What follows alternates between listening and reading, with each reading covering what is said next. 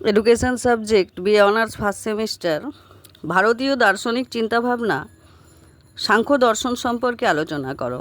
বিস্তারিত সাংখ্য দর্শনে দুটি মৌলিক নীতির ওপরে প্রতিষ্ঠিত করা হয়েছে। একটি দ্বৈতবাদী দর্শন, পুরুষ, চেতনা, প্রকৃতি, বস্তু বা মূল উপাদান। পুরুষ নিষ্ক্রিয়, সাক্ষী এবং গুণাতীত, আর প্রকৃতি তিনটে গুণের সত্ত্ব, রজ, তম।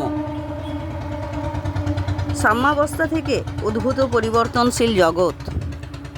সাংখ্যের লক্ষ্য হল পুরুষ আর প্রকৃতির পার্থক্য উপলব্ধি করে বন্ধন থেকে মুক্তি লাভ করা, যেখানে ঈশ্বরকে কেন্দ্রীয় সত্তা হিসাবে গণ্য করা হয় না। মূল ধারণা: পুরুষা শাশ্বত, অপরিবর্তনীয়, নিষ্ক্রিয় চৈতন্য, কনসাসনেস। এটি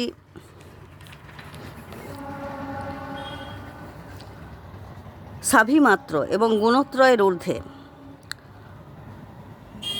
কনসাসনেস এটা সাক্ষীমাত্র এবং গুণত্রয়ের ঊর্ধ্বে অবস্থান করে। প্রকৃতি মহাবিশ্বের মূল উপাদান, যা তিনটি গুণের গুণ সাম্যাবস্থা থেকে সৃষ্টি। এটি সক্রিয় ও পরিবর্তনশীল। গুণা সত্ত্ব, বিশুদ্ধতা, ভারসাম্য, রজ গতি, আবেগ, এবং তম অন্ধকার, জড়তা। এই তিনটি মৌলিক গুণ প্রকৃতির অবিচ্ছেদ্য অংশ। দ্বৈতবাদ রিয়ালিজম পুরুষ ও প্রকৃতির এই দুটি মৌলিক ও স্বতন্ত্র বাস্তবতাকে স্বীকার করা।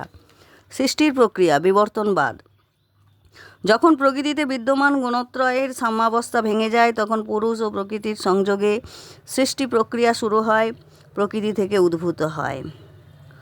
এক মহৎ বুদ্ধি, প্রথম বিবর্তন। দুই অহংকার, সত্ত্ব, রজ, তম অনুযায়ী বিভক্ত। তিন মন, মানস ও ইন্দ্রিয়াস ও জ্ঞানেন্দ্রিয়, কর্মেন্দ্রিয়। তন্মাত্রাস শব্দ, স্পর্শ, রূপ, রস, গন্ধ। মহাভূত পাঁচ: আকাশ, বায়ু, অগ্নি, তেজ, অগ্নি, জল, পৃথিবী।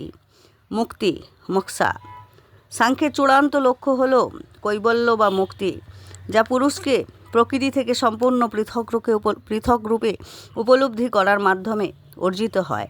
যখন পুরুষ বুঝতে পারে যে সে কর্তা নয়, বরং প্রকৃতির কার্যাবলীর সাক্ষী মাত্র, তখনই বন্ধন মুক্তি ঘটে। প্রধান গ্রন্থ সাংখ্যসূত্র মহর্ষি কপিল কর্তৃক রচিত, যদিও এর মূল রূপটি সম্পূর্ণ পাওয়া যায় না। সাংখ্যকারিকা ঈশ্বর কৃষ্ণের লেখা, যা সাংখ্য দর্শনের একটি সংক্ষিপ্ত ও প্রামাণ্য ব্যাখ্যা। গুরুত্ব: সাংখ্য দর্শনকে ভারতীয় দর্শনের প্রাচীনতম ধারাগুলির